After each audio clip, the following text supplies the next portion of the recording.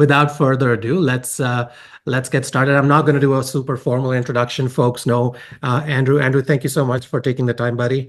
I'm glad you're able to join in, and we can have this conversation in the presence of a few more people, because I feel like only times I see you is when we are at brand events or other meetups and things like that, where we kind of don't have full attention of each other. Let's just say that. So this is nice to do. So welcome. Thanks for having me. I would love to talk about travel. So this is what happens. I said I'm not going to do a formal introduction, and almost did a formal introduction. So there's that. But yeah, the usual setup. You see the chat. If you like some comment there, or if you see a question that you may want to engage in, feel free to do that. But I will take up some of the comments from there. But yeah, how did you wrap up 2024? I know you were doing that crazy trip. So outside of that, what was the highlight of your 2024 sort of travel wars? Yeah, it's been the year with the least travel since I've been traveling more. Like since I launched Flyger, it was like 8 years now, and I've never traveled as little as last year. Except for it's one of the reasons why that trip just came to like. It just was the perfect timing. I was like, I haven't traveled this much this year, so let's go and do the crazy 1 million mile thing. But yeah, no, I had my only international trip. Well, I go to the U.S. quite regularly, but I've been only to Mexico last year, and that's it. So it was pretty quiet. And on the travel front, I went to like Florida a couple times, but no. So the SAS around the world trip was definitely the highlight last year, as opposed to other years where I at least have a couple international really interesting trips. Mexico was great last year, but that was it in terms of leaving Canada and the U.S. No way. Because I, at some point, thought, oh my God, how is Andrew traveling so much with your partner being here and all of that? I was like, how is he managing that? Because clearly I guess you were traveling a lot within North America for brands and events that we generally do what we call the circuit. So I guess you were doing a lot of that, because I saw you in everything. Even in places I wasn't going, I saw your name listed. I'm like, this guy is everywhere. Yeah, I did a sizable amount of trips to the US, but yeah, I don't feel like those are as interesting as international trips. That's just me. I love traveling more off the beaten path destinations, that's for sure. But yeah, no, it's I went to Vegas for the music festival, went to Chicago for the Points event, Chicago seminars, CardCon in San Antonio this year, Toronto for the Rakuten event where you were there. So yeah, a couple of those, but short trips, nothing very long. Like previous summer I went to spend three weeks in India, and that was much more fun. And then in the fall, that was not this past year. That was in 2023. Oh. Yeah, 2023, and then that same fall I went to Brazil for a 3-week trip there too. So those were more exotic for sure. But didn't you get super ill in India? I remember exchanging messages with you. Yeah, that was my only time. I mean, I've been to 75 countries now, and that was the only time I've been really sick with India. It wasn't even like Delhi belly that people talk about. Yeah. My stomach's, well, I mean, knock on wood, my stomach's pretty tolerant and all that. But I got dengue fever, so I got a mosquito bite, and I was pretty out of it for a whole week. And then even after, because that was the last week, and then even got here, and I was still sick, so I had to go and get tests, and that's what they told me was dengue fever. Yeah. You know what they say: if the water doesn't get you in India, the mosquitoes will. No, nobody. I just said it. Okay, well, I mean, it worked for me for sure.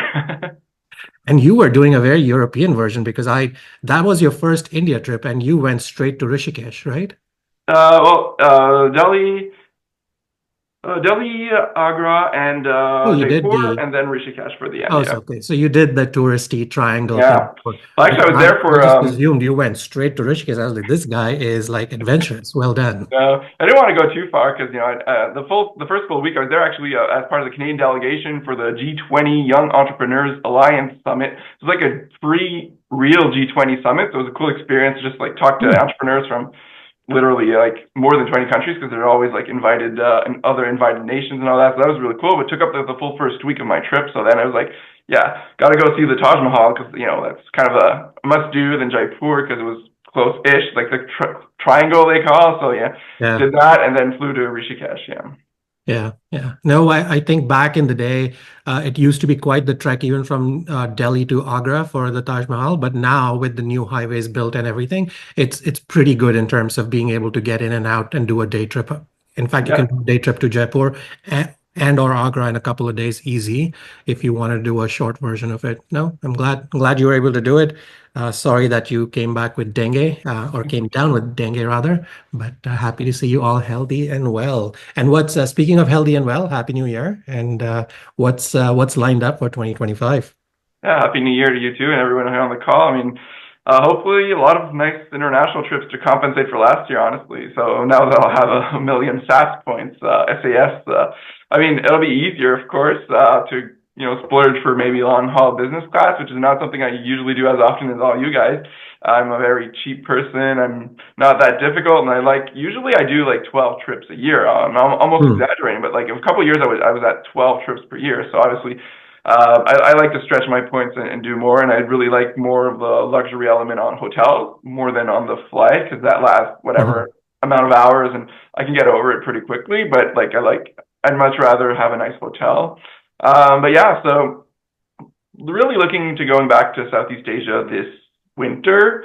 Our Canadian winters aren't very interesting here climate wise. And Mhm.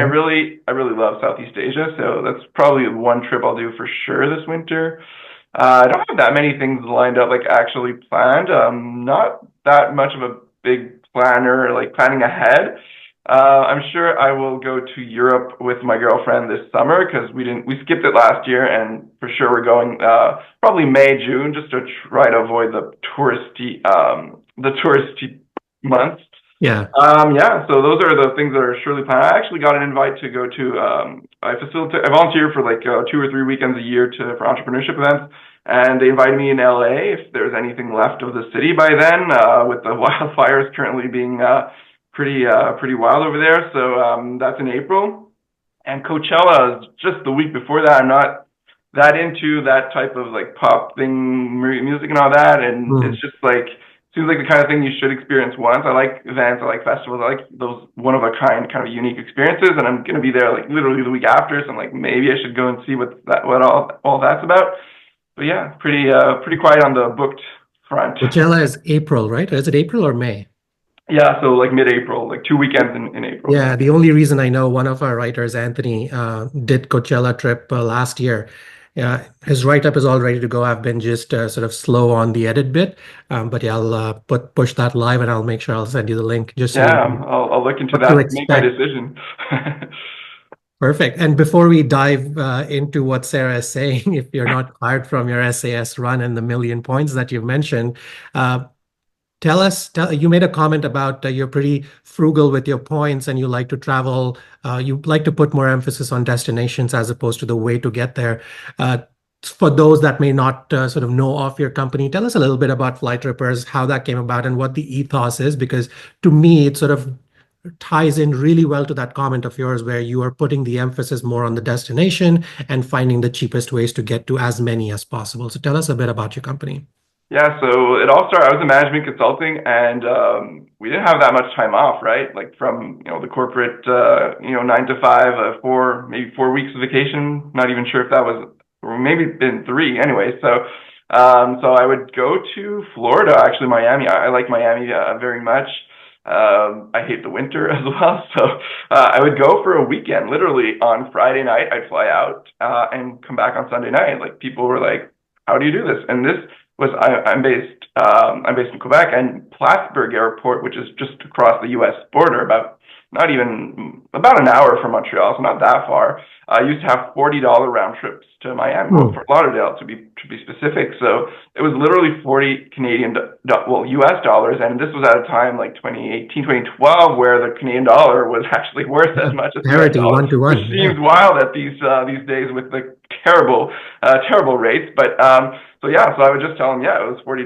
So like instead of like literally going out for a meal at the restaurant, I'll go to Fort Lauderdale. Like it's the same price. So everyone was always telling me like next time you see those $40 flights, just tell me. Hmm. That's really how we started. It was more with the flight deals. So you just publish all the flight deals. So if there's a really good deal to Europe for like 400 round trip, we'll post that. And then just felt natural to start talking about all the other ways to travel for less and travel more and whatever your goal is. And that's how we really started talking about points and miles as well, and just sharing general travel tips. So I'd say the one thing about FlightShipper is, yeah, so we're just more broadly a travel website that just happens to talk about points and miles, but it's just one of the tools in our arsenal to help people travel, yeah, for less. That's amazing. And I love the angle that you and Kevin, your business partner, you're both friends and grew up in Montreal or Quebec City? Uh, Well, halfway, half, wait. I think I know yeah. this. Trois Pistoles? Is that where you guys grew up? No, Trois-Rivières, so halfway point Trois-Rivières. between Montreal and Quebec City, yeah. Yeah. Trois-Rivières. I kind of knew that. Just, Yeah, so he ah, was actually here back home for because he's a full-time nomad, so he was back home for the holidays. He came over with his girlfriend at my house, and we had dinner on my birthday because it's during the holidays, and we actually did the math, and we've been friends for like way too long that I'm too ashamed to say because it's gonna mean I'm old, but no, like we've been friends since beginning of high school, so it's a very long time ago. Yeah. yeah, no, I think that's a brilliant piece of trivia there. Just because it's while it's super awesome to have friends that or friendship that lasts that long, it's amazing even more when you can build something nice out of it and have a shared passion together. So yeah, fantastic. Yeah, Uh, and really our first idea was he was a structural engineer.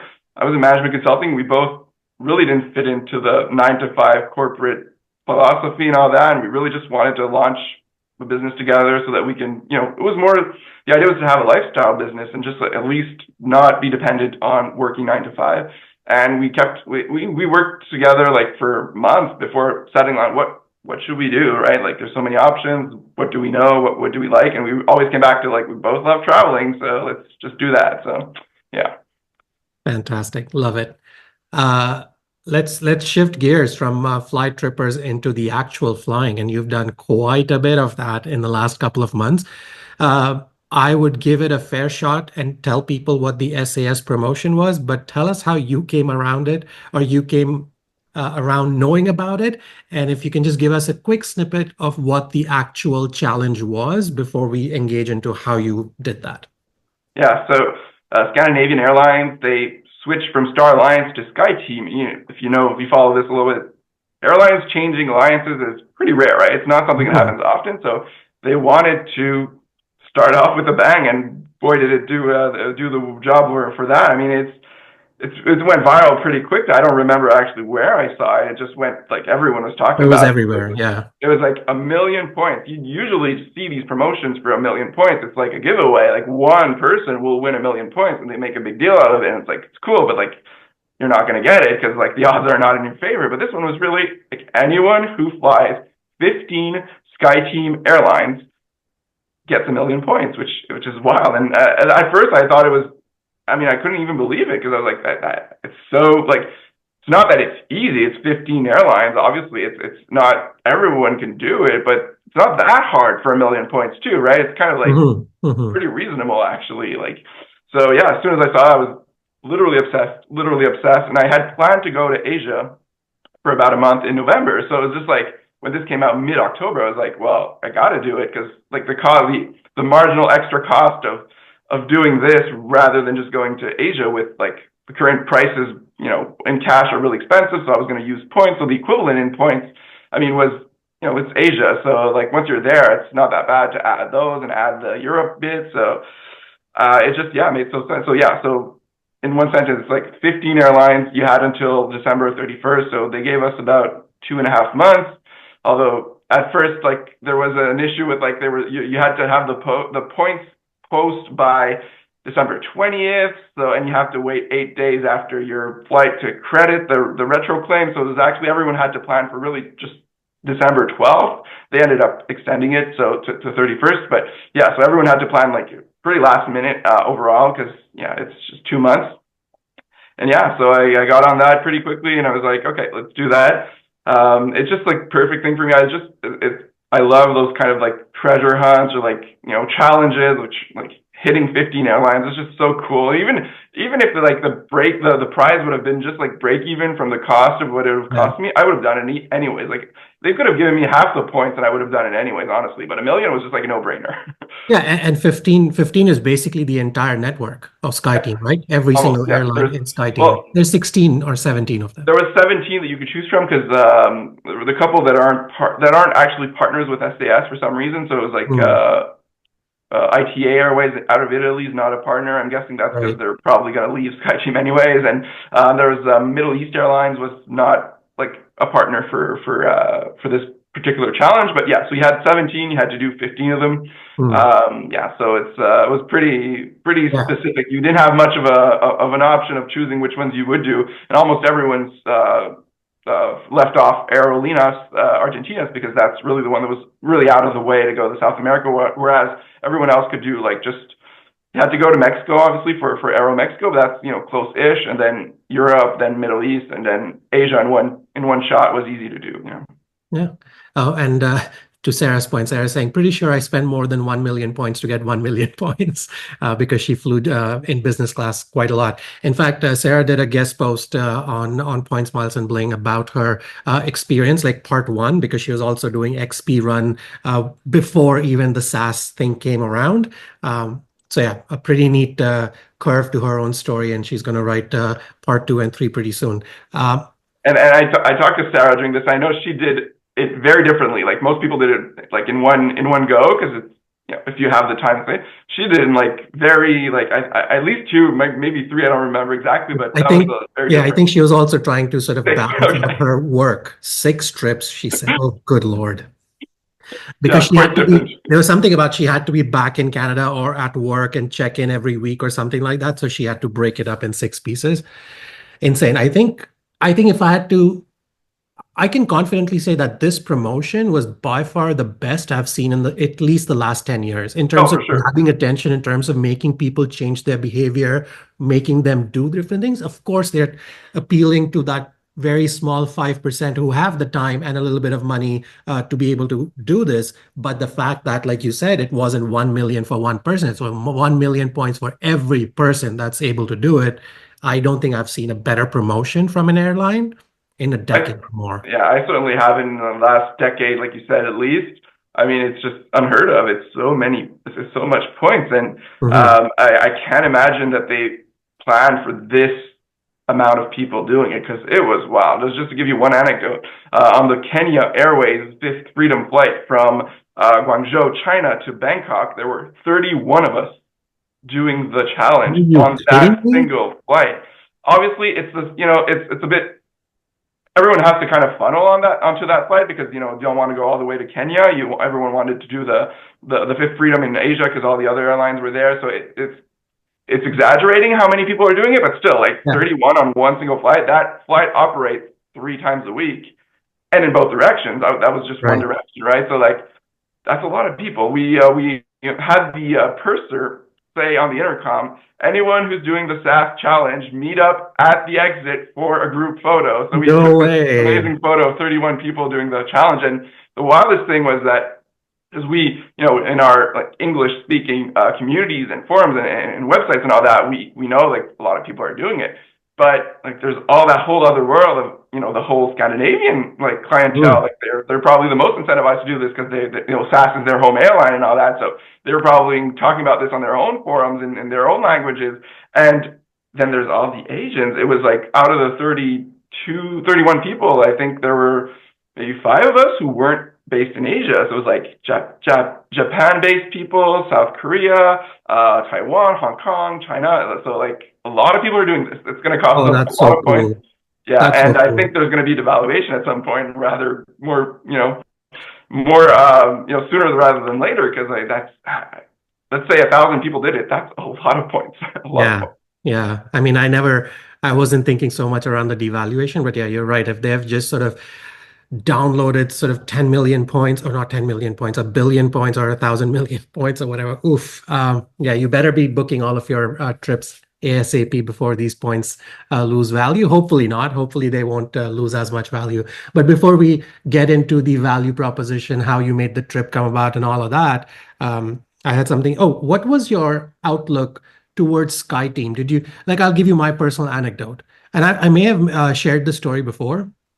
Skyteam was my first alliance I joined. My first loyalty program ever was back in 2002, 2003, when I was already in Canada as an international student. And one of my friends who used to fly back and forth to Dubai quite a bit, also an international student, mentioned, and he had a sister that lived in DC. So he would always go from Ottawa to DC and then fly back to Dubai from DC. So Delta was very common for him to take because he was flying from DC to Dubai. And he said, "Oh yeah, my sister told me about this points program that you can join, Delta Sky Miles. And if you for every 2 or 3 trips you take, you get a free one-way trip. If you go to Dubai or India." I thought, hey, I go every summer or once or twice in a year. So I signed up for Delta Sky Miles. That was my first ever program without having any intention of doing anything. And sure enough, in a couple of summers, I went back home, back and forth. I was able to redeem at least one way free on points or something like that. And I thought, oh my God, this is the best value ever. Because don't forget, back in the day, you stepped foot on a plane and they would give you 100% of the points for every whatever ticket you bought for price, didn't matter. Yeah, and that's a long distance, so you would rack them up. And back then, it weren't Sky Pesos; they were Sky Exactly. It Miles, was right? proper Sky Miles was, yeah. So that was my first foray. And I hate to say this, but even until last year or until SAS thing came out, I wouldn't be able to name more than 7 airlines in that Sky team. And you and I are from a world where we are steep, like knee deep into this kind of stuff. So what was your engagement with Sky team as a traveler before this? And did this promotion really make you switch your behavior? Well, yeah, a couple of things on that. First of all, like you, opposite to you, I had very, very minimal, but like you, I didn't know a lot of these airlines. By far, the least popular airline for me in the three, Star Alliance because of Air Canada and all that. Obviously, that's my main. Hmm. But even OneWorld, just because Avios points in Canada are so easy to Hmm. get by, RBC Avion, all that. So I got a lot of Avios points. I know OneWorld quite well. I've flown many, many OneWorld airlines. And Same. just to give you an example, the 15 Skyteam airlines I flew for this challenge, apart from Delta and Aeromexico, I had never flown any of them. Not even Air France, not even Huh. KLM. I had flown none of them, not Virgin, like nothing. So it was just Delta, Aeromexico. Obviously, those are closer. And even Aeromexico, I flew once. So it's not like, I mean, one round trip, so it wasn't like I knew them that well. But Delta a lot more because, with the Platinum card, you get Sky Club access. So when you're hesitating between American Airlines and Delta, well, yeah, you choose Delta. But I mean, so yeah, very minimal. And that's why I thought this was just the perfect challenge because I love experiencing. My goal would be to try every airline in the world, right? I'd love to do that, even Hmm. in economy. I just love the thrill of like trying all these different things, just like why I'm trying to visit every country in the world, right? I just like the variety and all that. So when I saw it, I was like, it's perfect because I'm gonna get to know all these airlines that I've never flown. So and overall experience, honestly, I thought it was way better than I was expecting. I don't know what I was expecting. Really, I didn't put a lot of thought into it, but it was very high quality airlines. Even in economy, it was very surprising. Didn't think much of Saudia, for example, because they get overshadowed by all the Gulf carriers that are much more Hmm. luxurious, much more prestigious. But no, Saudia was great. Actually, it was pretty good in economy. Garuda was. They again very overshadowed by all the other Asian airlines that are highly rated, but have a more limited network and all that. But it was great on Garuda. Vietnam Airlines was great. Yeah, so overall, very, very happy with the experience. When you were building your itinerary, I'm assuming you started off in the usual Flyer Talk kind of forums to understand what the best routing would be. Tell us a little bit about your building the itinerary, and more importantly, tell me about 1 or 2 airlines or segments that you were not looking forward to. You thought, "Oh my God, I have to do this airline on this segment." If you had one of those, and we are talking while booking, if you had any apprehensions of particular sectors or airlines. Yeah, well, the Saudia actually, because it was the overnight flight from Jeddah to Singapore, so that's 10, close to 11 hours, I think, in Mhm. economy. So obviously, I wasn't looking forward to that one. Especially so what I did was, well, the classic, which going through Europe first, Saudia to get to Asia, and then doing all the Asian airlines, and then flying back. So that was my very early on. If it was clear that that seemed like the best option, I really wanted. I'm a maximizer. It's almost obsessive how and unhealthily obsessive how I love to save and maximize everything. So, I mean, that's what I did. So I spent a lot of hours, and yeah, it was clear that that was the best way to come out like as cheap as possible. So, yeah, so that Saudi was, obviously after the Europe bit, and Europe, I like Europe just like everyone, but I mean, in this case, where I'm gonna go to Asia anyways, I wanted to spend as much time as in Asia as possible because it's harder to get there, longer to get there, more expensive to get there, in both points or cash, whatever. So Europe, you can go pretty. Well, I mean, you can go there very easily. So, and especially when you're based in Montreal, near Montreal, like me, like flights are often super cheap, so don't even have to use points. You can go to Europe super easily. So, I booked. So in a 4-day period, 96 hours. I had an 11-hour train from Montreal to New York.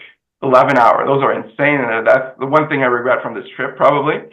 Then a transatlantic flight in economy on Virgin Atlantic. Then 6 flights within Europe. That was in 4 days. Okay, so that's pretty bad, off the go. But I was also extremely sick the week before, and I had no sleep. So my Fitbit tracks my sleep. I had a 4-hour sleep average the week before, and a 4-hour 30 minutes average the first week in Europe. So that was just brutal, just because of that. It made sense at first when I booked. I was like, let's go more intensely at the beginning. I'll be full of energy because it's just starting. I'll be excited and all that, and then I can slow things down in Asia. Take more time to spend a few days in every city. But yeah, so the being sick part before I left kind of threw that all. Yeah, so that was brutal, and then I had to do the 11-hour Saudi economy flight overnight after that brutal week. So that's the one thing that was pretty bad.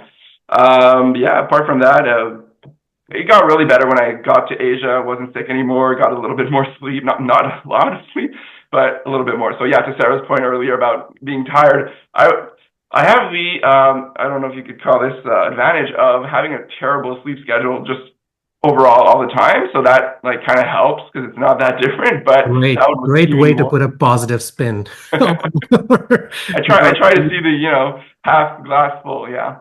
Hey, look, this is why I don't have a Fitbit or a tracker that monitors my sleep, because it's one thing getting bad sleep, quite another technology scolding me. And that's the last thing I want to see first thing as I get up is my watch scolding me for not having a good sleep.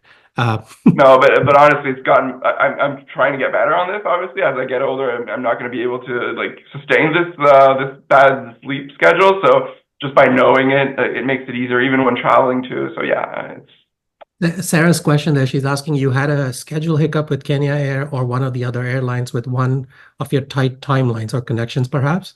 What's she talking about? yeah. So well, I know a lot of people, honestly, mostly Americans, let's be honest, because they have like 12 days off for the entire year or whatever. Like, so they crammed this in like literally like 12 days. I saw someone do it, like 15 airlines in 12 days. I mean, for me, that's just like, well, doesn't sound appealing, obviously, but also like even the slightest flight delay, you're kind of screwed. Like everything gets out of whack, and you just can't recover, right? Or it'll cost you a whole lot of money to recover. So 8 days, she says, for Greg the frequent mile. That's insane. Like There was a comment about Greg doing it in eight yeah. days from Greg from Frequent Miler. Yuck. Yeah, that's insane. So anyway, so yeah, I had a couple issues, but just because I had a buffer, I was able to recover. It wasn't that bad. So the Kenya one, no, it wasn't the Kenya one. In Asia, I got so my only positioning flight in the entire itinerary is because I wanted to go to Bali. I shouldn't have done it because I would have saved a little bit of money and not had to buy a positioning flight at all for the entire flight, but for the entire itinerary. But I was like, okay, I want to go to Bali, so let's do this. So my flight from Bali to Vietnam. This was the only time in Asia that I really had a tight schedule because I was flying in the evening and then flying out of Vietnam the next day, the next morning, like 10 a.m. So very tight, but still overnight, right? So not too bad. But then we circle around the Ho Chi Minh airport for a couple minutes, and I'm starting to get stressed out. Like, why are we circling? You can see thunderstorms, like big clouds and all that afar. So the pilot comes on to the intercoms like, yeah, so bad news, we can't land, so we have to go to Cambodia, Phnom Penh. So I was like, God. oh shit, this is bad. Like, I thought for sure the pilots or the crew would time out. We'd have to spend the night in Phnom Penh, and then I'd miss my flight the next day. So I was just like trying to see like starting like okay, well I did have I was flying to China the next day, and I did have like 1 day and a half in China. So I was like, okay, it'll cost me something, but I'll be able to manage. But luckily, we landed in Cambodia. We fueled up and got right back off and went back to Ho Chi Minh. Then the storm had passed, and we were able to land. Just got there very late. And actually, one of the other guys who's doing the promo was waiting for me. We were supposed to get dinner in Ho Chi Minh because he was there too. And it was so funny because he's like, when I texted him, I was like, yeah, sorry, I'm in Cambodia. He's like, oh, that's funny because my, Flighty or whatever, like flight tracking app said you had landed, but didn't mention that you did not land in the right country. So yeah, that was a little funny, but all good. This is one of the things Flighty struggles with, and most of the others, like even though they take the most updated information for any flight diversions and last minute changes, there's some rule about that information not being available to these apps right away. So oftentimes when it's a complete airport change or last minute diversions, apparently Flighty or even TripIt or others don't capture that. Yeah, I can confirm 100% because he's like, it says you landed. Oh yeah, I've landed, just like in a different country. So yeah, minor details. Hey, speaking of minor detail, I didn't forget that you started off this journey with, you said what, 11-hour train journey between Montreal and New York? Yeah. Can you explain why? Like, why? Yeah, because is it just out of making it more fun, or? Yeah, okay. well, a couple of things. I mean, the flights were rather pricey from Montreal to New York, but most importantly, like, I'm super cheap, and I was like, wow, this is going to cost me a lot, and I could save $150 by taking the train. So I was like, again, I was like, it's the beginning of my trip. I'm going to be full of energy. It's going to be cool. I'll just work all along because they have Wi-Fi. I've taken that train before. I know it's terrible, but for some reason, I was like, I'll do it again, and seemed like a good idea. And the view is really great, honestly. You're along the Hudson River, the Adirondack Mountains. It's a great ride, except when you're very sick and have no sleep. So yeah, and I'm really cheap because I had a $25 Amtrak voucher, and I didn't want it. I didn't want it to go to waste. So I was like, well, I knew there was a hook there. I knew there was a reason there. Yeah. Nobody's taking that 11-hour flight. I mean, terrible. I've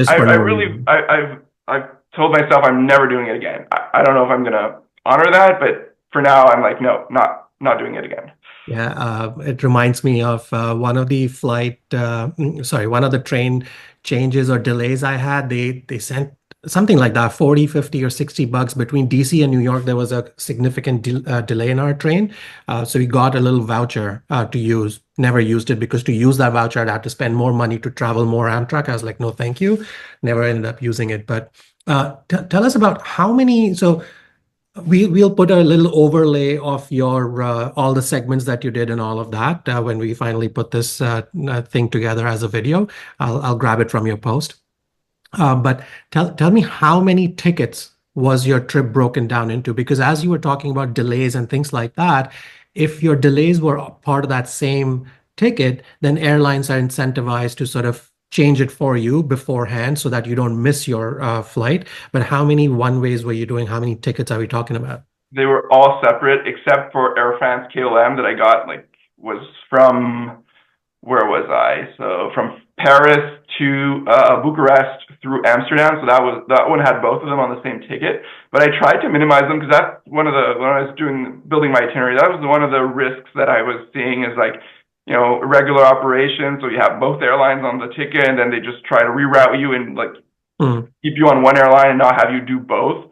And also, there weren't really many savings to be had in terms of combining them. It just made everything more complicated, actually. So at some point, I got tired of doing because I spent hours building my perfect itinerary and all that. And I was just like, let's do them all in one ways and all separate, and it was simpler like that.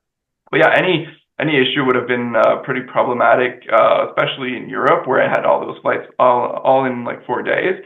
But I did build a buffer in Jordan. So I had a stop in Jordan because I'd never seen Petra, one of the 7 wonders, and I'm trying to do all those obviously as well. So I was like, well, you know what? I'm going to be doing this really crazy thing. So I want to split. I had this rule. I'm not going to leave the city where I'm landing at all. I'll have all these flights. I'm just going to try to minimize the other transportation time and just stay in the city. Nothing else except in Jordan where I rented a car, went to Petra. had 2 days there, so that's a luxury on this particular itinerary, 2 days. So I was like, yeah, and where was I going? Yeah, so with those 2 days, I was, I was like, if something goes wrong in Europe, well, I'll just spend less time in Jordan. So it all worked out because actually, the one risky one I booked was Tarom, the Romanian airline, which is Yeah. the smallest. I I think was it's going to by ask far you the about that. So smallest in after you Skyteam. finish your thoughts, I want to know how that specific flight was because I guess that was the one destination people weren't as enthused about, or that one airline that most people didn't know about to begin Okay, with. if you're talking about Bucharest, if you're not enthused about Bucharest, everyone please The drop. airline. Okay, the airline, because Bucharest is amazing. Honestly, I had Hmm. been before, like a couple of years ago. I love Bucharest. I love Eastern Europe in general, way more than Western Europe, and I love Bucharest, so highly recommend anyone to go there. But yeah, to Rome, I had very little expectation because they're so small. Like, never flown them, obviously, and never really even seen them pop up in anything. Right? They don't fly to North America. They're very small. So that was the riskiest one because I saw that flight from Bucharest to Amman twice a week. I was like, so yeah, Hmm. if it's canceled, I'm kind of screwed, right? Because not just I have to get to Amman in this case, because I have to fly to Rome, right? I can't just skip it. So exactly what happened, like about 2 weeks before I leave, they cancel my flight from Bucharest to Amman, and they reschedule me like 4 days later, which obviously doesn't work because I'm not gonna be there in 4 days. So I didn't even, I hate calling on the phone, so I didn't even call them. I got to Bucharest, so the original flight was, the night of, like I had just one day in Bucharest. I got to the Rome office in Bucharest airport when I landed, and I just showed, they actually partner with Turkish for some reason. So I had my things planned out. So I was like, I got to the desk. I was prepared to fight. I thought like for sure I wouldn't be able to get it. I would have to like book it, then like go through EU 261 and get a refund and all that. But so I told her like, hey, you canceled my flight to Amman. I want this one to Rome to Istanbul, and I want Istanbul to Amman on Turkish. Gave her the flight numbers and all that. It's ready to fight, ready to tell her that EU 261 requires her to rebook me and all that. And like in 2 minutes, she printed it out. She gave me the exact itinerary I wanted through. So I had my Rome segment to Istanbul. Got to go to the amazing lounges in Istanbul airport as a Starlines Gold because I was flying Turkish from there. So that was great. And she actually put me in business class on the Rome flight. So this is my only business class segment in the entire trip. But yeah, it's very, very terrible because it was the ATRs, the turboprops, Yeah. where you actually board from the back. So not only was it a terrible business class, I also had to like get off last from the plane. Mhm. They had this very basic meal, I will call it. There wasn't really much more room because it's four across in an ATR. You can't really get more. So it was very underwhelming. But yeah, the plane was okay. The flight attendants were nice. It was on time, but very short experience because Bucharest to Istanbul was about a 1 hour flight. So very basic. On the flip side, so you've just spoken about your basic, sort of very basic experience with one of the airlines to Rome. On the flip side, your entire itinerary and your promotion run, uh, was there an airline? Was there a segment that you thought you were like, oh wow, this surprised me. This was really much better than I thought it would be. What were some of those one or two takeaways in terms of surprisingly being good? Virgin Atlantic. I mean, they have so low prices from New York to London. Like I paid 193 US dollars for that Wow. transatlantic flight. Like that's pretty cheap, and it was amazing. Honestly, much better than a lot of the airlines I've flown transatlantic. So I was surprised by that. I didn't really ever take a good look into Virgin Atlantic because yeah, it just and now that they have those really good deals with their own points too, right? Like 6,000 points to fly transatlantic, something like that. It was yeah. So, anyways, I thought for some reason to me it meant like it's going to be a low cost carrier or something, or like very basic airline. But no, it was really good. Like I said, Saudia, I was surprised. For some reason I had that bad impression of Saudia, even though I never flown them. Don't really think anyone told me something specific. It was just like I don't know. Maybe I thought it was. Not as good as the neighboring airlines, but that was good. Garuda was really great, but yeah, Vietnam Airlines, Shannon Air in China is one of the other ones that is pretty obscure in Skyteam, right? They only fly, I think, to Vancouver and LA, or maybe San Francisco, so they don't have the biggest network. But Chaminair was pretty good too. Like, so yeah, no. Hmm. None of them are really pops because I'm flying economy, right? So Yeah, yeah, of it course. can't be that good, but yeah. But yeah, did you actually stay after you took the Garuda airline? Did you stay, somewhere in Indonesia? Oh no, you were in Bali, I know. Yeah, so I Did spent you land in Jakarta and actually stay in Jakarta, or you were just connecting? no, I flew Singapore to Bali direct on Garuda. Oh, okay. Yeah.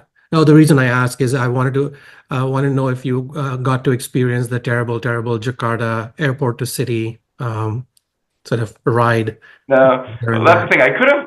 It would have been simpler, and it would have saved me, I think, like $200 to stay in Jakarta. Hmm. I wasn't really $200 and that 6 hours of interested. your life in traffic. Yeah. Oh yeah. I mean, I know it's pretty chaotic. I usually like big cities, so I'll go to Jakarta at some point.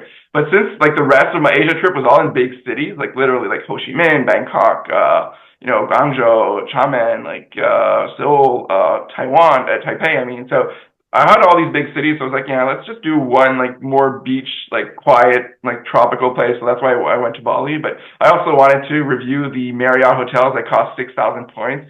You know how cheap I am, but yeah. So there in Bali, there's two Marriotts at as low as 6,000 points a night. So that's like Wow. 24,000 for 5 nights. It's so cheap, and they're really nice. Like it's not 5-star luxury, Yeah, but yeah. the standards are much higher in Southeast Asia just in general. So like it's again not 5 stars, but pretty good for like someone for me like me who's like not that difficult. I thought it was pretty cool. So wanted to review those. So that's why I fit in Bali in there. Nice. Sarah's comment about Shaman sort of complements what you said, being a really good experience. She says, Shaman Airlines was my favorite food. That was the biggest surprise for me. Five-star chef, kind of Michelin chef on board. And she did not enjoy Jakarta or Garuda Air for that matter.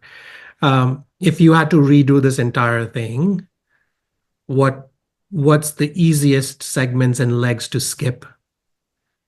I mean, if you had to redo it, is there much change possible from the itinerary that you did? Not really, honestly. Well, in my case, I had something like on the Sunday, the 10th of November, I couldn't miss, and I had friends meeting me in Miami on December 4th. So I had zero flexibility. Not even like I couldn't leave one day earlier and couldn't come back one day late. So I had zero flexibility. So honestly, given those constraints, I was really happy how I was able to do an itinerary that I was happy with. Um, I spent a lot of hours like building it to be perfect, but yeah, like you said, there's just not that much you can change around. Like you can do some things like spend more time in some of the hubs and less time in others, which I'd probably do now in retrospect because I figured I'd spend more time in China because I had the transit without visa opportunity because I didn't want to do the visa like I did the first time, complicated and all that.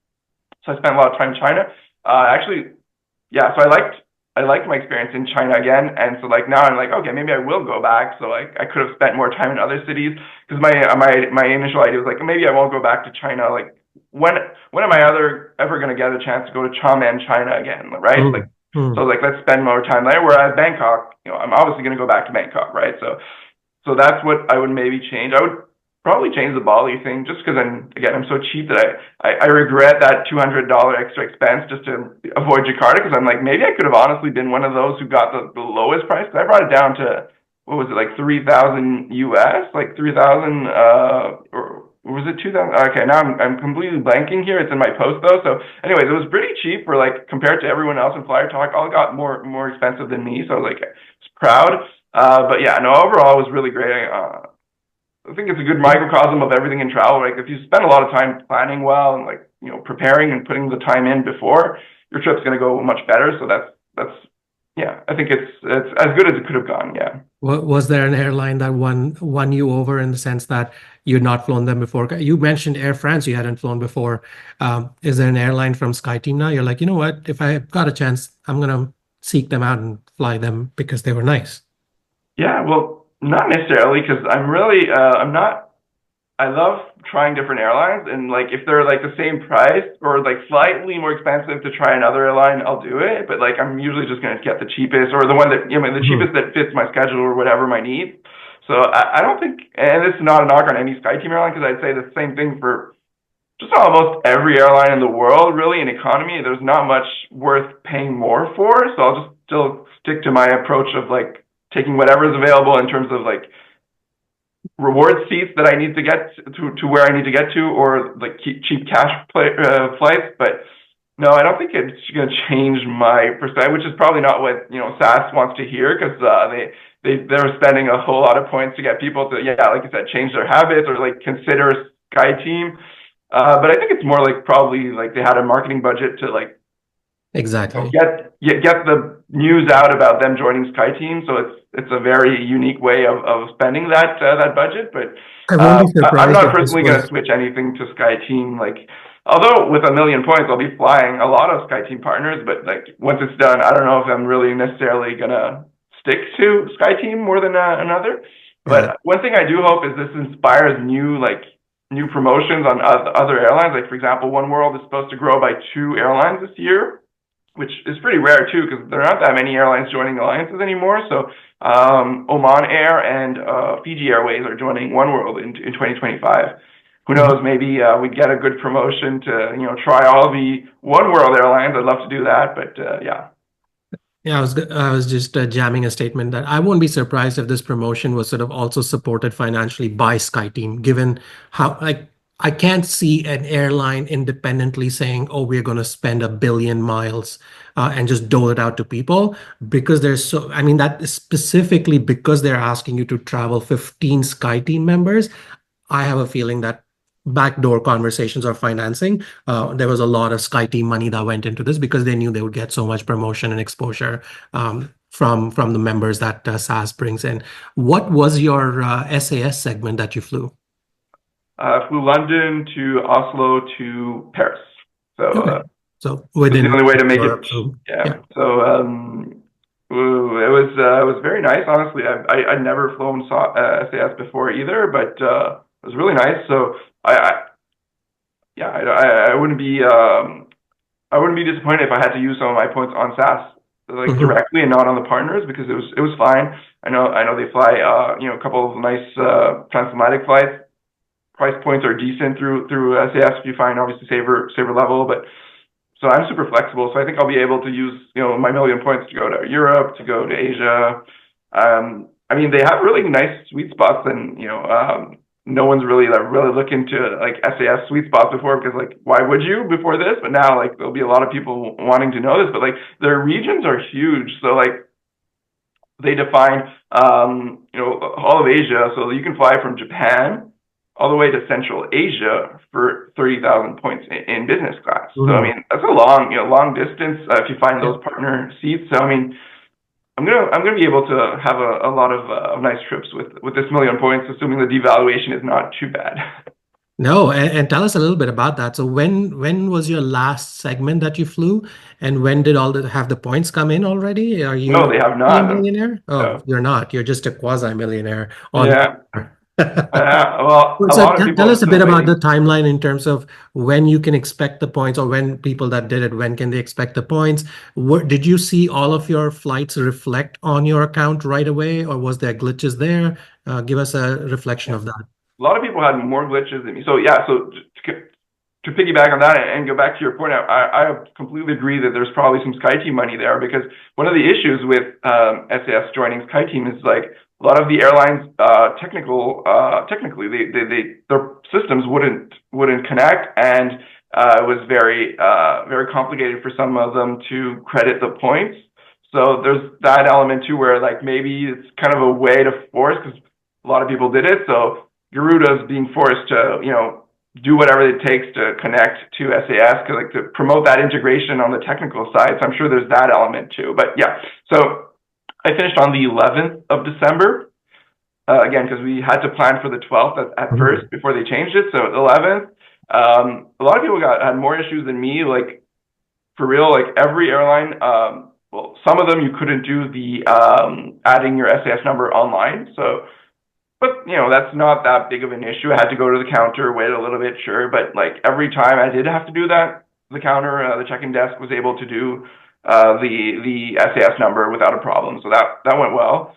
All of my points credited automatically, except 2 airlines. So I mean, 13 out of 15 is not that bad. That's All amazing. all automatic. The two that didn't work were China Airlines, and I did the retro claim, and the form worked automatically. So there you go, 14. That was good. The 15th, the whole other story, is Kenya Airways, and that's the one there I were. was just going to say, because you did a fifth freedom, that's going to be the most difficult one. Yeah. So and there were 31 of us on that flight. So I'm not stressed out because I took pictures. I have my boarding pass. I'm good. I was there. They can't argue that. I was on the flight.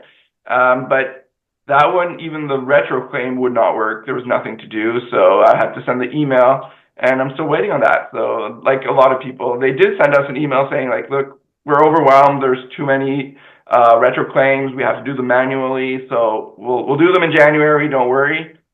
We're still just like the 11th, so I'm not too worried yet. But yeah, it's that's the only.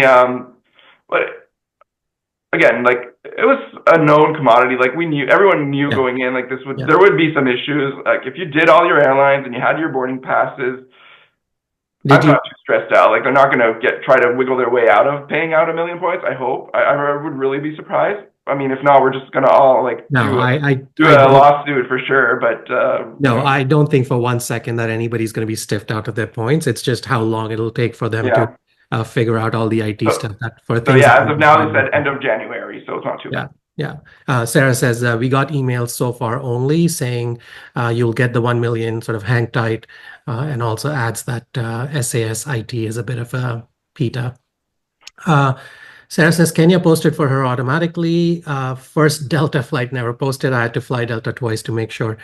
And I heard that as well, that some people were getting nervous, so they sort of redid a couple of easier Yeah. segments just to make sure that they had logged it in. So are you a printed out boarding pass kind of person? Are you, I want everything electronic? And did you change that for this trip just so you had everything in hand? Exactly. I'm usually never printing out anything, and in this case, I made sure. That's why I didn't mind having to add the SAS number at the check-in desk because I wanted to go and get the paper version anyway. Took a picture, had made sure it went backed up to my cloud, my Google Drive, just to make sure like I have the proof, my number's there, I have the boarding pass. I just wanted to dot my I's and cross just to make sure they had no way of like stiffing me from like not getting my 1 million points because. And that's a lot. That's a lot of points. I really didn't want to do that. But yeah, almost everyone I talked to did 16 airlines. That never even occurred to me of like doing 16 because I was like, I'm doing my 15. I'll have proof. Like, what could go wrong? So hopefully it's not gonna have. I'm not gonna have an issue with that Kenya flight not posting or anything. But no, I just did the 15. I know a lot of the people did 16 just to be sure. But yeah. I was going to ask, and other than the anecdote, which is pretty cool anecdote about the airline staff coming on PA and saying that, hey, everybody, come meet up for a nice little picture because there's 31 of you doing it. Were there other anecdotes where airline staff or people at the airport kind of acknowledged what you were doing, or were you able to share something with them? Just once. Every time I had to go to the counter and have them enter the flight. That's just me. I like to talk. So I always told them, yeah, we're doing 1 million points and all that. None of them seemed to care except one, and I don't remember which airline it was in Asia, where the check-in agent was like, oh, you're one of those, and clearly she knew. Like she's like, yeah, we had a lot of people. I can't remember off the top of my head which one it was, but yeah, definitely one of them in Asia had seen a lot of us, probably people who look like me, very white, on flights that they normally don't see that many, Westerners, I'd say. So she knew, and she was like, "Oh, it's pretty cool." She thought it was pretty cool. But yeah, that's the only extent. What was fun was meeting up with a lot of people who were doing it. So that one friend was in Bucharest, same time as me, in Ho Chi Minh, in Taipei, and in Bangkok at the very same time. We didn't coordinate anything. We just booked our stuff separately. It just happened to be. Where did you connect with them? So he was at the Chicago seminars. It was Tony. I don't know if you know him. So he gave the presentation about the SAS Around the World trip with me at the Chicago seminars. And that's when we were giving the talk, and we're like, hey, actually, our itineraries are overlapping in so many cities, and so that was cool. But yeah, it was a fun adventure. The one thing I regret, honestly, you asked if I regret something, I should have had T-shirts made and sold them on my website with like kind of like a festival T-shirt with like, yeah, I was at this instead of a tour. It was like I did the SAS challenge, and in the back, instead of having all the bands or artists, you have like all the airline logos. I would have, I would have really worn that the entire way. I should have had that. Yeah. You know who was on top of that was Sarah, because Sarah, can you pluck out the PMB link for your post? Because her pictures with the t-shirt on, her daughter made her t-shirts saying 1 million mile SAS run or whatever, Air France XP run and things like that, which was pretty cute. And she got acknowledged by airline staff everywhere she was going because she wore that t-shirt. And what I liked about her t-shirt was it was done by her daughter. So it was very sort of organic, like you could see the love on that t-shirt, which I thought was super cool. So yeah, I think for there must be other Europeans or other Asian travelers that must have gone a little bit out of the way to sort of proudly display what they're doing. Yeah, well, I think we should have all done that. That way we could have spotted each other very quickly. But yeah, and on that Kenya Airways flight, so when we were in the lounge in Guangzhou, well, first of all, we were, so another friend actually was on the same flight, the Kenya, among the 30 other. So we met up at check-in to get our SAS number on the booking. So we were just chatting with and that's one of the parts where we were telling the employee about what we're doing. And so the guy next to us at the very next counter was like, "Oh, I'm doing it too." And like, so we started chatting, and then we all went to the priority pass lounge before our flight. And then we got in there, and like, there were two or three people just talking. They seemed very animated. So they're like, "Are you doing the challenge?" We're like, "Yeah, we're doing the challenge." So yeah, it's Oh, cool to that's see other awesome. people doing the same thing. Yeah. Yeah, I think that's the one thing other than the million miles that you get will stick with you in your memory, right? All the random people that you met that weren't random. They were all doing what you were there to do, and you didn't know them before that. And now it's a cool thing to have that shared experience together. Yeah, Uh, and the most unique thing was when I sat down on that Kenya Airways flight, the seat right next to me, the woman looks at me and says, "Hey, Andrew," and I'm like, "Hi." She's like, "Yeah, I follow Fly Trippers. I've been following you for like 6 years, and like Wait, this was I'm in doing the China? SAS challenge, and like, and she's from Montreal and all that." And I'm like, Wow. "What are the odds?" The same flight is like, okay, that happens, but what are the odds of you sitting in 20C and me being in 20D out of this? And it's a Fifth Freedom. It goes on to Nairobi, so it's like a Dreamliner with, I don't know, 300 seats, and we're Mm. sitting right next to each other. Two people from Quebec doing the challenge. She's a Fly Trippers fan. She recognized me. That's just wild. That is wild, and I die for such stories because that's such a cool thing to happen in this crazy world when it makes you feel like, oh yeah, this is truly the world is small kind of. Yeah, I love it. When I was in Bali, like, I know the algorithm. I don't spend that much time on social media, and like, so I opened up my Facebook in Bali, and one of my friends has a picture of him on the beach in Bali, and like, obviously the algorithms are doing their thing. They know I'm in Of Bali, course, so that's why yeah. they're showing me this. So I'm like, hey, so I message him. I'm like, hey, I'm in Bali, and his hotel was literally a 5 minute walk from mine. So we met up and went for lunch and all that. So it's cool to see those kinds of anecdotes happen. Yeah. Neat. Let's just quickly jump into once you get your million points. Are you going to try and use them right away within the year? Because you've kind of spoken about this risk of devaluation. What's the Flyer Talk community talking about? Have you heard from others and what their plans are? And sort of is that having an impression on you in terms of the ability to use those points? Because clearly you are already planning. You've looked at the charts. You know Asia is like a clearly big defined region in the world. So tell us a little bit about what's going through your mind in terms of just pure planning for those a million SAS miles. Yeah, nothing very like set in stone, but yeah, definitely planning for my trips this year to be around SAS deals or available seats, I should say, reward seats that I can get. Because yeah, that risk of devaluation, but yeah, mostly that. I honestly I haven't logged into Flyer Talk since I left for my trip because that trip was so intense. I had no time to go and start there's the thread about this million mile thing got like to I don't know how many dozen pages. It's crazy. So I just couldn't keep up, and I haven't been back since too. So I have no idea what things are going. Once I get my points and start, yeah, I'll probably go and it's on my to-do list to go and see like what other people have in terms of like tips and ideas. But yeah, for sure, going to Southeast Asia this winter will be the first thing I'll try to book, just because it's short notice, and then try to book. Yeah, the one like I said is the deal from Asia to Central Asia is cool too, because I love Central Asia. I don't know if you've been to Uzbekistan and Kyrgyzstan. Those are the two I did. I loved it. I I've honestly been to can't. Azerbaijan and Kazakhstan. Those are the only two I've done. I was very close to finishing up Georgia, but then after the war broke out, I kind of decided not going to Armenia, Georgia, that region just yet. Yeah, so that whole part, I mean, I really want to go back there. And then there's also another sweet spot, like I said, is the regions are within the regions of flight. Not so much that the regions are big, they are, but like they're just normal in a sense. But the decent price points from within a region. So from Montreal, we can often get really good deals, whether it's with points or with cash to get to Morocco. And then, so from Morocco to all the way to the Maldives or the Seychelles, I think it's the Seychelles or anywhere in Africa. Really, I think it was like 20,000 points or something like that in economy, and then like 30 or so in business. So might do something like that to go try to hit. Been a while since I've been to the African continent, so just trying to mix things up and do different things. Especially since I know I'm going to Europe with my girlfriend in May, June, and that one I'm probably going to try and fly SAS business class to go there, because my girlfriend has never flown business class. So I'm gonna try to get her to experience that. So I was going to ask, so finally, now that you're points rich, are you going to allow yourself some luxuries of life?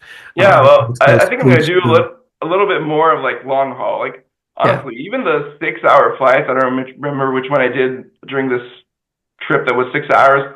I can do 6 hours. If it's during the day, if it's not overnight, I'm fine with economy. And for 6 hours to save like half the points, I'll do it. yeah, I'm yeah. fine.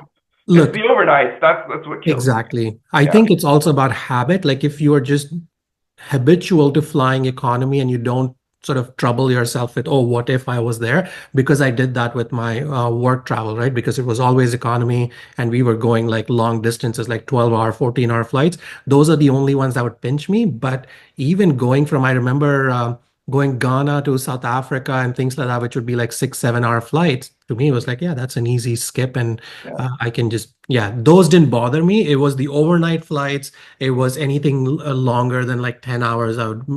But that was me 2008.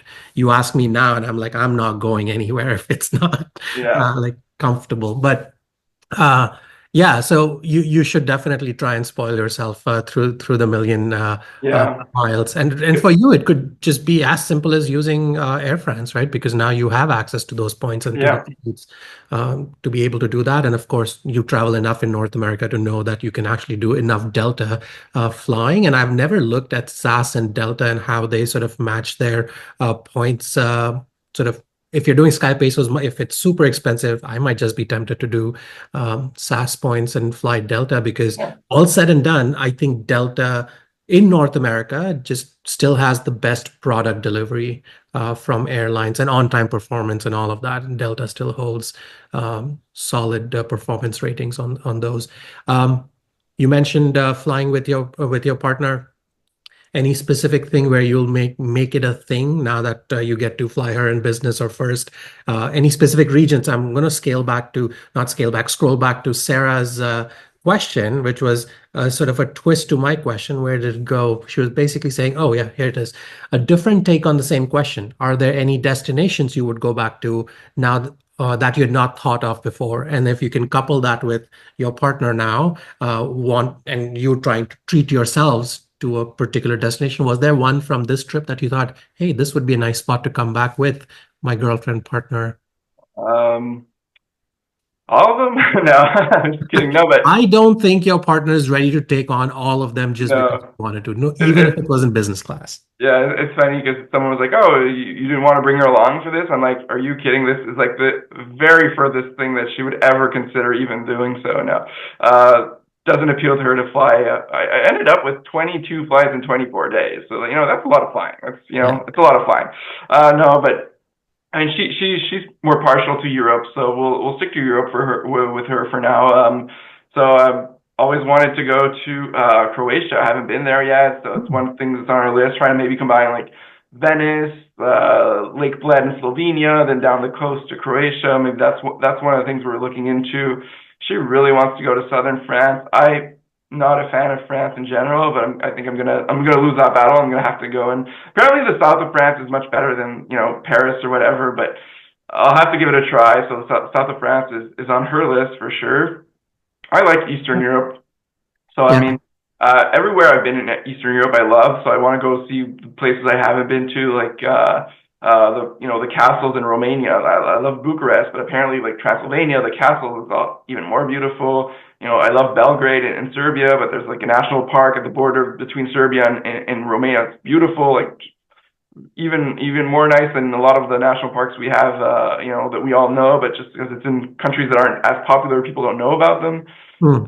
Yeah, so those, yeah, it's still to be determined, but hopefully, yeah, Croatia is really high on my list. Hey, I meant to ask, and this was not in in my mind at all. But as you were talking about destinations and going to national parks and things like that, what are you one of those that gets into the country and rents a car, or do you find the best ways where you don't have to drive in a random, not a random, but in a in a country that may or may not have the best infrastructure for driving around? Yeah. I love driving, yeah, so I not always. I'm really like, it depends. Really depends. Like if I'm traveling solo, renting a car maybe it just doesn't make sense in terms of like comparing to like the cheap buses or trains or whatever. But yeah, with my girlfriend, we'll usually just rent a car. So I mean, I've driven in a lot of countries now, like Oman, Bahrain, Moldova in Europe, Mhm. Spain, Morocco, Jordan now from this trip. So yeah, I'm comfortable driving pretty much anywhere. Oh, funny story about renting a car, just because I've literally never heard of this. So in Jordan, I like speeding. Maybe I shouldn't say this publicly, but I like speeding. I like driving fast. So when it's safe, obviously. So I was in the middle of desert in Jordan, so like going fast. I see the cop car very far away, like on the side of the road. So I slow down. When I get to the cop car, he's outside of the car. He signals me like stop, and so I park on the side of the road. I was sure I was just gonna get a speeding ticket or whatever. So I rolled down my window, and he's like, "Where are you going?" I'm going back to Amman Airport, flying out. I was a tourist visiting Petra. So I was like, okay, would you mind giving my colleague here a ride to the airport? I was like, what? Like, never ever heard of anyone being asked to give a policeman a ride. Like, I was Yeah. just so taken aback. It's like very like unexpected. So I was like, you know what? No, like this is super sketchy. No, I don't want Yeah. to give him a Okay, ride. good. I'm He was glad the like, story. he was like, okay. And then he just said, you can go. Have a nice day. So I was like, that was very weird. So as I get back on the road, I started regretting it. I was like, this would have been such a cool story. Why did I say no? I should No, have said because yes. every instinct of your body, if it's saying no, it should be a no. Like this Exactly. story could But have gone weird ways very quickly. it could have. But I mean, it's a policeman. The car seemed legit. His uniform seemed legit. And it's Jordan. It's not like not to name like, but it's not a third world, very developing country, right? Right. It's a very So, it's a very civilized country now, so I probably would have been fine. So, anyways, I was like regretting it and all that. I was thinking of the headline on my website, like I gave a ride to a policeman. That would have been so cool. So then, like about 30 minutes later, another cop signals me to stop, and I was like, oh yes, this time I'm saying yes. I was ready. I was gonna say yes, and then like he asked me where are you going, like airport. He says, okay, have a nice day, and then he lets me go. I was like, damn, missed my you opportunity. should have So been yeah. like, I can give you a ride right now. He would get you arrested. Yeah, that would have been very weird probably if he hasn't like if he doesn't know what the context is and if like it's not normal for them to ask because it doesn't seem like something that's normal. But anyway, so yeah, I could have had a very nice 1 hour drive with the cop and talk about things, but I said no. I regret that. All right. Well, this is what happens when you kind of become a travel content creator. You just are constantly thinking missed opportunities on travel content. Yeah. Heather has said Eastern Europe is prime for low-cost Best Western redemptions, and they treat status really well. Renting a car in Romania, something she may have done, and then also says Jordan hits you with random speed bumps, even on the highways. Huh. Yeah. Well, again, shouldn't say this Oman was publicly, but similar. shouldn't say this publicly, but I probably destroyed that rental car. Honestly, I don't know how many speed bumps at like way too fast, like that you shouldn't be hitting speed bumps. They don't even have warnings. Like they really don't have any warnings. Huh. I've never seen that. Like in all the countries, like they have speed bumps. That's fine. Oman They have a sign. They tell you to slow down. This one, they just like, hey, you should slow down. Bang! Like it's really. Oman was slightly different. And again, only twice have I gone in and sort of rented a car and done that. But going from Muscat to Jabal Akhdar, which was like a 2 hour drive out there on the highway. I remember just cameras everywhere. Like Yeah, in the that's middle of desert, there's like cameras set up for speed. And the rental person had told me that you won't see any signs telling you to slow down. But she said two things: that your car is equipped to not go over 110 or 120 or something like that. And then if it tries to go over, there would be beeping sound, which I did notice quite a few times that I was going over 110 or 120, whatever the thing, and was beeping. And then she warned me. She said, there's going to be no signage anywhere, but you will get a ticket because there's cameras all over, especially if you're driving. And the reason she had gone into that detail is because they had asked me where I was taking the car. And as soon as I told them that I was going up the mountain, they said, oh, the car you've rented is no good because you'll have to spend 40 extra, whatever, Omani Riyal, and we'll have to give you a 4x4 because, and it was true. And just as the ascent of the mountain started, there was a checkpoint and there were police officers checking if your car was a 4x4 or not. And if it was not, they were turning you around. They were like, "Yep, you're not going up the mountain in the two-wheeler, in the regular standard car," which I thought, huh. So to your point, it was bizarre that there's no signs. You would still get a ticket. In my case, there was like a 120 warning thing, and the car just wouldn't go up. I tried. As soon as I heard the beeping sound, I put the gas on the pedal. It would not go above that. So it's so funny that you tell the story because when I rented a car in Oman, unluckily the employee at Avis or whatever didn't tell me this. And oh, so one of the most expensive travel activities I've ever done in 75 countries is drive in Oman because I think it's 4 or maybe 5 speeding tickets a oh month my later. God. It Are was, you serious? I swear. So at first I saw, like you said, there are no signs, but I saw the cameras and all. And people were just like Gunning, yeah. rolling by, like super fast. I was like, maybe they're fake, because they weren't fake. So all these people going really fast probably are like rich oligarchs that don't care about paying the speeding ticket. But yeah, so I like speeding. So yeah, I got 4 or 5. About a month later, I started seeing this on my credit card, like Avis. They weren't that expensive, honestly. It's not too bad, but I got like 4 or 5 separate ones. Hmm. And I was like, okay, so they were actually very active cameras. So now I know. Yeah. I had my mom and dad with me, so I couldn't be wild. And I had been warned before, so I think all of that took care of it. But yeah, it was bizarre that there were just absolutely zero signs about speeding, about doing the responsible thing. It was just cameras everywhere. You're like, you want to be a dummy, and here's your ticket. And to your point, all of those people, there were enough cars that sped past me, and I thought the same thing. I was like, do they not get a ticket? Like, why? Yeah. It might be something to do with if the price of the ticket is low enough, you're like, whatever, I can afford a couple of these and just Yeah. as If you're in part a of rush. Yeah. the rush. But yeah, I mean I feel like it's okay not to give a warning, but a speed bump is like some of them I had to like hit the brakes pretty hard because I was like way too fast and I don't know I would have jumped in the air or whatever. So it seemed like it was very dangerous to not warn people about the speed bumps. Yeah. Well, Sarah's similar to my story. She says we rented a car in Muscat last week, lots of cameras. We were warned about by the travel car rental agency. I think you got a bad rental Yeah, agent, Andrew. clearly. Heather goes on to say in Croatia, they monitor by GPS and the map beeps you every time you go over speed limit. Yeah, that's what I experienced in my car. Also says got a parking ticket in Jordan. These parking tickets, like, yeah, I mean, if it's a rental car, every ticket just gets slapped onto you, which is a bit of a travesty. But also says, but I think they target rental cars because they weren't the only vehicles parked there. Oh, oh, I see what you mean. Some country, I like is I'm trying to think of countries where business cars or rental cars have a different color plates. In India, Yeah, that's or even true. in some countries they have a sticker, which I've never really got why they Right, do that. Like right, they have the brand sticker on it and the right. on the car The directly, which is seems like logo a on the way to bumper. attract attention for like robbers or whatever who know that there Right. might be like baggage or valuables in that car. But I can think of India. India has, but India's is not tourist related. India is if you are a business, if your car is like a business, like an Uber or whatever else, or if you're a taxi service, it's a different plate. And all of the rental cars also get the same color plate. If it's a private vehicle, it's the usual black and white. So I wonder if Oman and the others do something similar where they track these tourist vehicles a lot more and ticket them, as opposed to if you are like a local, which would explain some of the locals zip in by you and you're like Yeah, moving along at 110.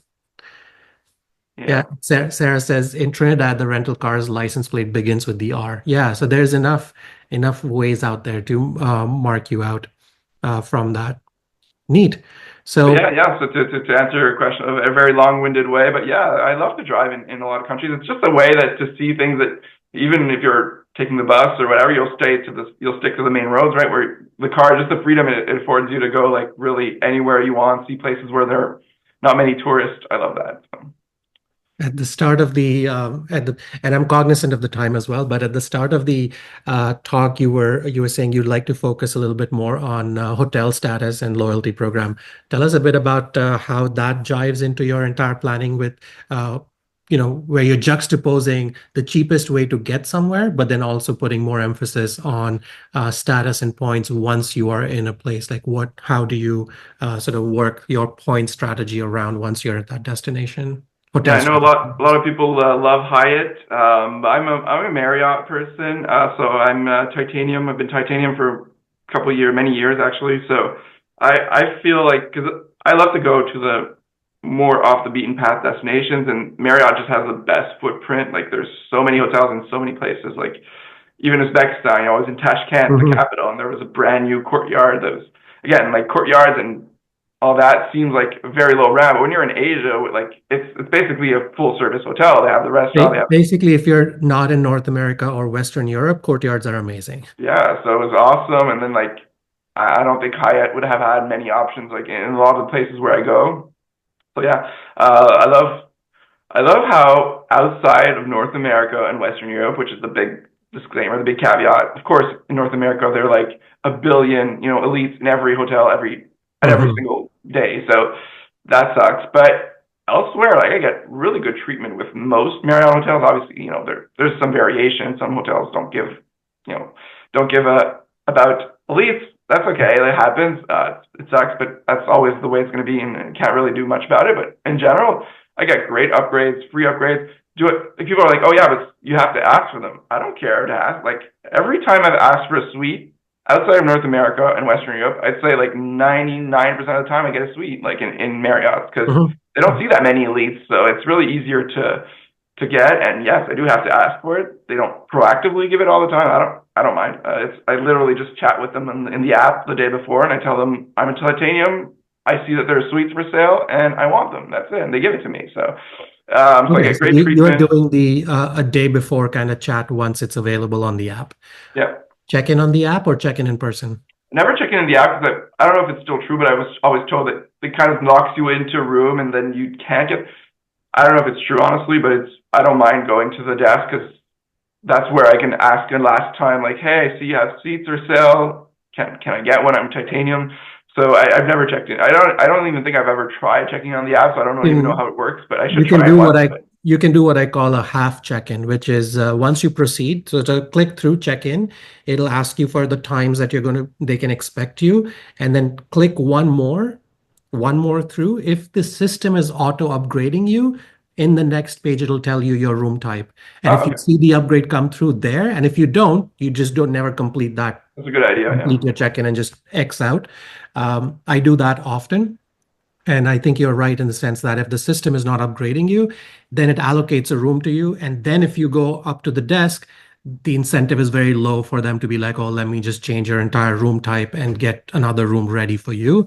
So I do what you said is basically if I don't see that upgrade happening there, I do message the hotel a little bit in advance and tell them my reasons why I think I should be upgraded. Or I sometimes even throw in there, is there a fee associated to it? Can you let me know what the upgrade fee is? And most times they're like, don't worry about it. It's all good and blah, blah. But yeah. Yeah, well, my two tips I'd add is I always try to like say something nice about the country, like because I know people say like the it's my anniversary. They say that to every hotel, and I'm not very comfortable with lying, but you could definitely do that. How would they know, right? You say to every hotel, "It's my anniversary." Yeah. They'll try to do something special. I don't do that. I'm also 365 anniversaries a year. yeah, exactly. They gotta know, right? So why not? But I'm traveling solo a lot of the time, so that won't work. But I'll always try to be like, oh, this is my first time in your country. I'm really excited. could I get a suite? And that little, more personalized little message, they like that. And I always I never ask like for a late checkout or anything, or especially if I do know I don't need the late checkout, I also tell them in the message where I'm asking, because that's one thing they don't like. If they have a suite to clean, it's bigger, and if you ask for the 4 p.m. checkout, obviously that might be a friction, so you just don't ask for that right away. You ask for the suite first, they give it to you, then you ask for the late checkout. The reason I'm laughing is I just realized what you said. If you go and tell them you're there for an anniversary and you're traveling solo, that's the worst anniversary story ever. At that point, they should give you the upgrade. They're like, this is the saddest anniversary is having. Here's your suite, sir, and here's your bottle of wine. Go cry while you drink this wine in your own suite. And to Heather's point, says, good, watch them note this on your file, and the next time you return, and then they know when your anniversary really is. I rarely go back to the same honestly hotel. happen if it's a really good property and they're taking notes on customers, which sometimes very high-end properties do, so that they remember for their return customers and the special things they've done for them. Or you could say what Heather says, I'm celebrating the anniversary of my divorce. Celebrating my divorce. Yeah, I mean, if the front desk employee has been through a heartbreak recently, you'll definitely get a suite with that. Yeah, and in that case, no wine. It'll be like a champagne and your suite. Yeah. Fantastic. Hey, Andrew, thank you so much for the time you've spent with us. This is good. These are all the things that I was thinking about. I should talk about. Have you missed anything? Are there other things from your SAS experience you think we should talk about or you want to highlight? Because to me, my best story was the 31 people all on that one flight and being called out by the PA to come for a group picture, and your other story about somebody recognizing you all the way out there on the same flight, those are fun stories. Yeah, no, I think it covers it. I mean, I'd say what I wrote in my overall impressions post on my website is like, I hadn't been back to Southeast Asia since like before the pandemic. So one of the things that really hit me again, like I knew, and it's so amazing. Like if you like to travel, like and splurge for luxury, like it costs nothing over. Like it's so cheap. So like choosing your destinations is really the best tip I can keep telling, and I repeat it on my website. It's like I'm sounding like a broken record, but like for the exact same experience you're going to get in Europe, like if you go to any other country, really, you'll get like the same level, but like for half the price or even less than half the price. Your points will go further, your cash will go further. So that's what I really loved about the trip, the time spent in Southeast Asia. And just a great other anecdote about that is, because I know how many people, maybe not your audience, I'm sure, but like a lot of people love Taylor Swift, right? And like paid $2,000 to see her in Toronto and Vancouver. And I'm sorry, I don't want to offend anyone, but that's insane. That's completely insane.